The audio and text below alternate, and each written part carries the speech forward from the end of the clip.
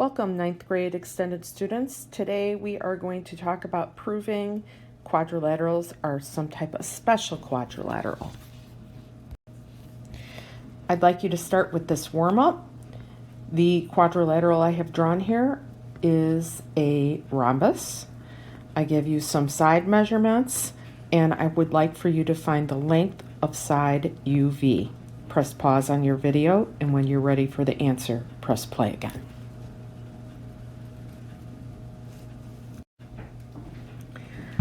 So in order to solve this problem, I need to know the properties of a rhombus very well. If I know segment UW is 16 units long, that goes from here to here, that's my diagonal. I remember the diagonals of a rhombus bisect each other, so that this entire segment is 16. I know that each of these pieces is 8.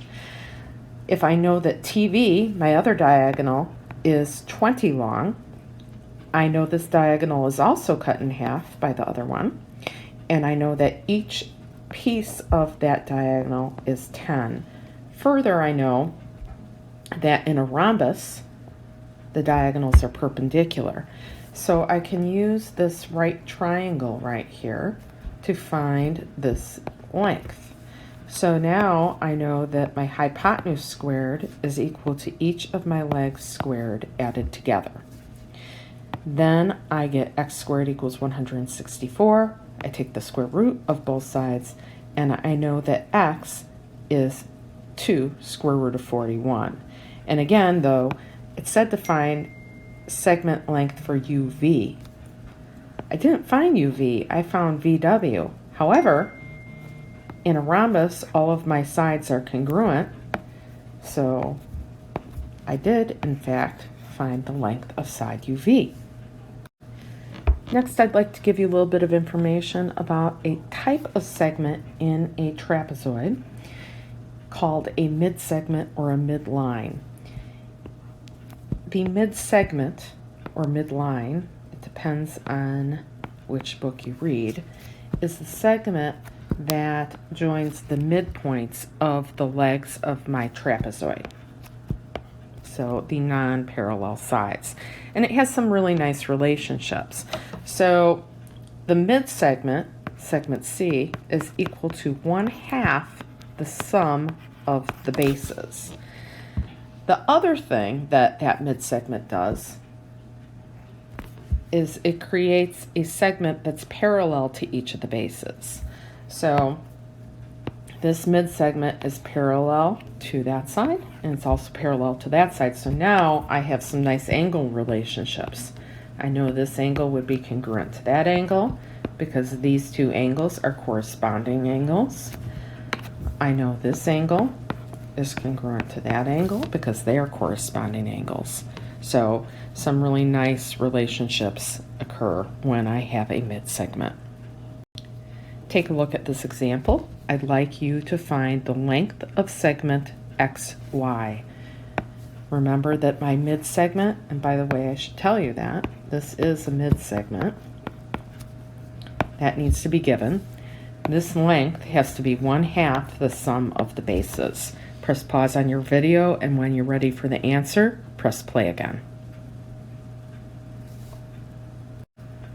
Here's my answer. You can see that I set the midsegment equal to 1/2 the sum of each of the bases here.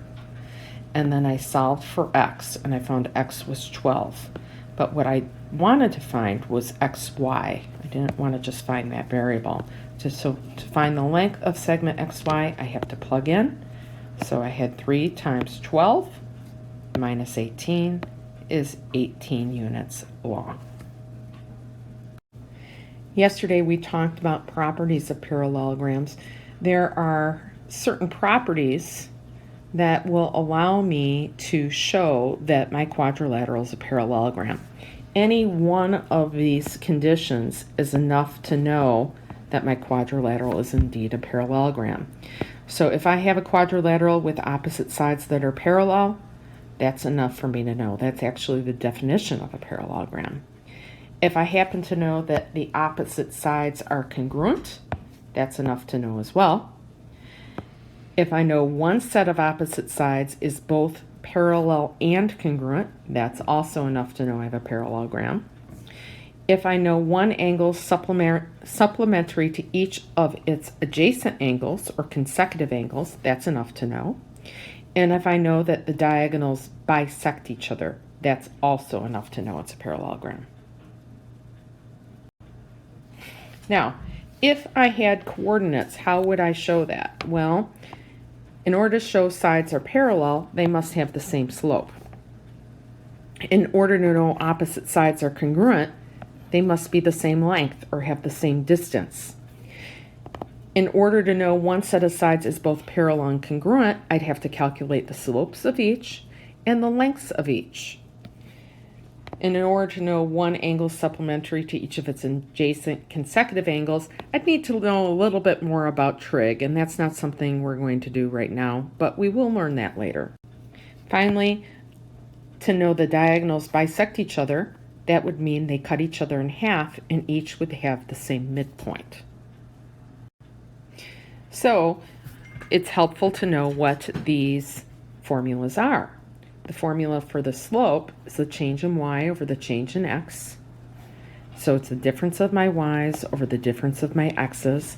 And when I talk about that, I'm talking about coordinates x1, y1, and x2, y2.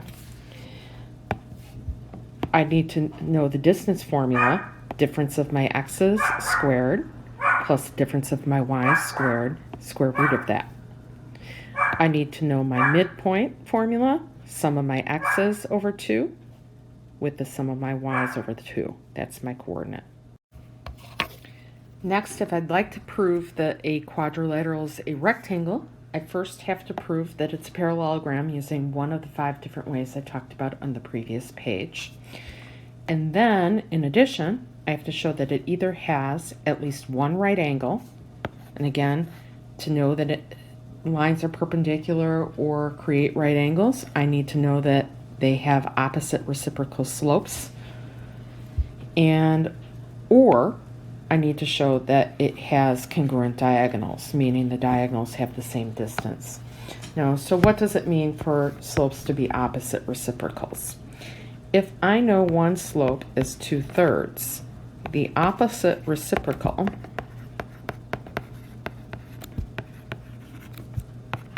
is -3/2. Opposite means one's positive and one's negative, and reciprocal means that it's the fraction flipped. Next, if I'd like to show that a quadrilateral is a rhombus, I can do can prove this a couple different ways. I can first prove that the quadrilateral is a parallelogram. Next, I can show that it has one pair of consecutive sides that are congruent. That's enough, meaning they have the same distance. Or I can show that either diagonal bisects 2 of its angles. That means the angle measures are the same using trig. That's something we'll learn later. Or, without showing it's a parallelogram, I can show that the diagonals of the quadrilateral are perpendicular bisectors of each other. That would be the same distance and opposite reciprocal slopes. To prove that a quadrilateral is a square, I prove that it's both a rectangle and a rhombus.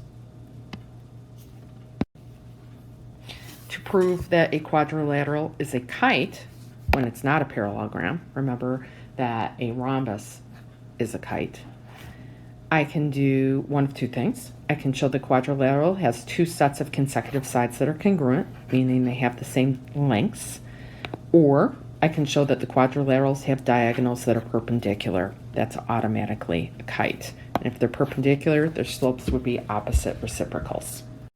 And I have to add one more thing to the second item. I need to show the quadrilaterals have diagonals that are perpendicular and one of the diagonals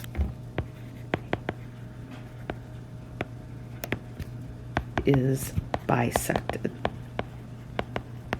Another way to say this would be that one diagonal is the perpendicular bisector of the other, then I would know it's a kite.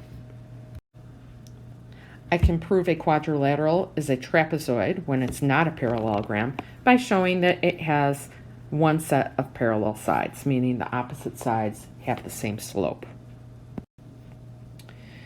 To prove a trapezoid is isosceles, I can do one of three things. I can show that the non-parallel sides are congruent, the legs are congruent, or they have the same distances. I can show that the lower or upper base angles are congruent. Angle measures using trig, that's something we wouldn't do with coordinates, we might do it later. I could show that the diagonals are congruent, meaning they have the same distance or same lengths. Now, obviously there are no coordinates here, but based upon what we've covered, I want you to look at each of these figures and say what the most specific name would be for each of these quadrilaterals. Please note they're not drawn to scale. So take a minute or a few minutes if you need, press pause on your video and write down the most specific name and press play, and I will go over the answers. For part A, it's a parallelogram. It has exactly one set of sides, opposite sides, that are both congruent and parallel. That's enough to show it's a parallelogram. Letter B is an isosceles trapezoid. It has one set of sides that are parallel, and the other set that are the opposite sides are congruent. So at the most I can say about that is that it's an isosceles trapezoid. Letter C, you can see these diagonals bisect each other. That means it's a parallelogram. That's enough to say it is. The other thing that I can tell by looking at it is these diagonals are congruent. Notice that each of these pieces have two tick marks. So when I have a parallelogram with congruent diagonals, it's enough to say it's a rectangle. Letter D is a kite. So for letter D, while I can't say it's a parallelogram, I don't know anything about the diagonals being intersected, I can see that one diagonal is the perpendicular bisector of the other.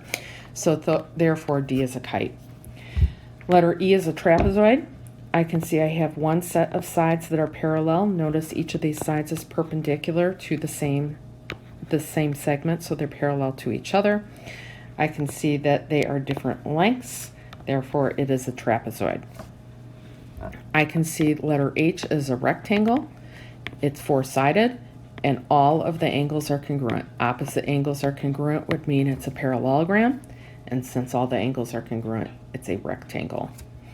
Letter I is a rhombus. The quadrilateral is definitely a parallelogram. The diagonals are bisected. They cut each other in half, and my diagonals are perpendicular. Letter J is a quadrilateral. There is nothing special I can say about this. One diagonal is being bisected, but I don't know that they're perpendicular. The most I can say about it is that it's a four-sided figure. Next, I have some coordinates here, and I'd like to decide what the most specific name is that I could give this. Now, I could plot each of these on the coordinate plane, but I think what I'm going to just do is get a general sense of my orientation here. Again, it is a quadrilateral, and I'm just going to name it, and I should tell you that the name of the quadrilateral is ABCD. So I have to make sure that I don't skip any vertices, and I either go clockwise or I go counterclockwise.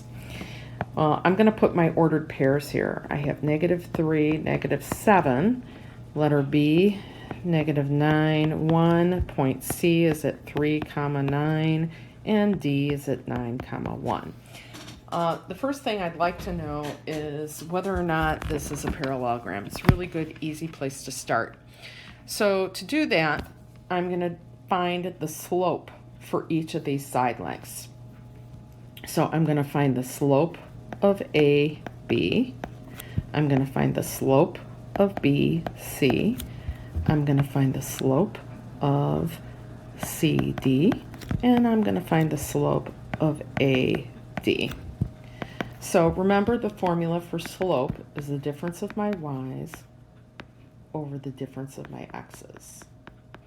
So difference of my y's would be -7 minus 1.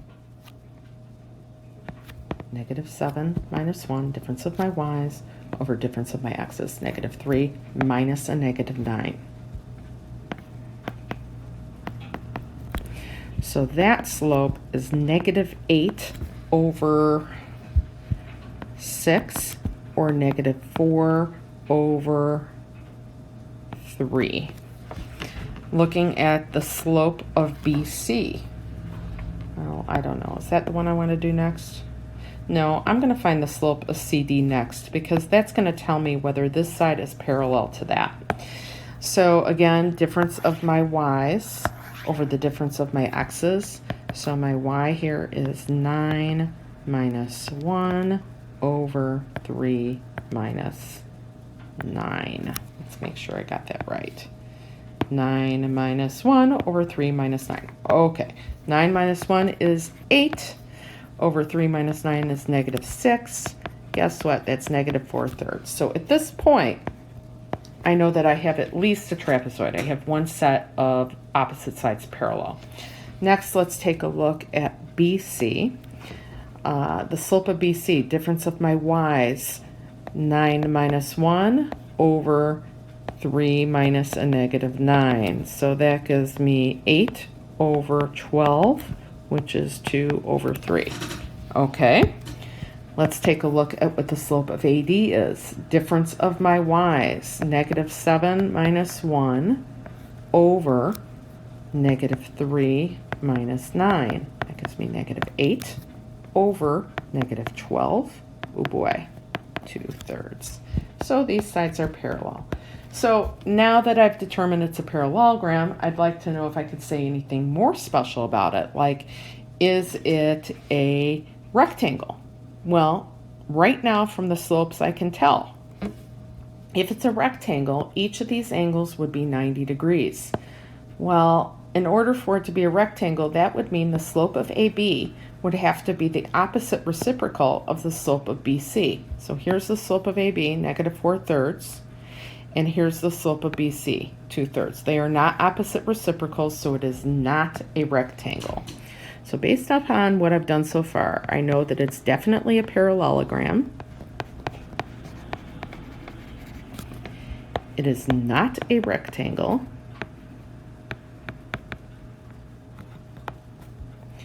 And now I need to check to see if it's a rhombus. So if it's a rhombus, that would mean that I have all four sides congruent. Well, looking at this, I have two ways to show. I can either show I have one set of consecutive sides that have the same length, or I can show that the diagonals are perpendicular. And it really doesn't matter which I do. I think since I've already used the slope formula, I will use the distance formula next. That way, I can show you how to use the distance formula too. So we're going to find the length of AB. That's equal to the square root of the difference of my x's. Here, I'm going to write it down. My distance formula looks like this. Difference of my x's plus the difference of my y's squared, each squared, and then square root of that. So difference of my x's, -3 minus a -9 squared plus -7 minus 1 squared. All right, 9 minus 3 is 6, squared is 36. -7 minus 1 is -8, squared is 64. Add those together, that's 100, so AB is 10 units long. Okay, I'm going to write that in so I can remember that. Let's look at how long BC is. Distance formula again, difference of my x's, -9 minus 3 squared plus 1 minus 9 squared. All right, -9 minus 3 is -12 squared is 144, plus 1 minus 9 is, hold on a minute, did I do that right? Let's just double check. -9 minus 3, -9 minus 3. That is -12 squared, 144. Good. 1 minus 9 is 8. Squared is 64. And I can already tell these side lengths are not going to be the same. So 64 plus 144, I get 8. 208, which I'm sure simplifies, but at this point, really all I want to know is what the most specific name is. And since it is not a rhombus,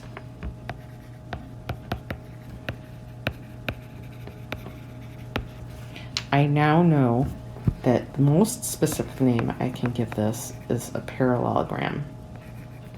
I spelled that, that's not so cool. Let's see.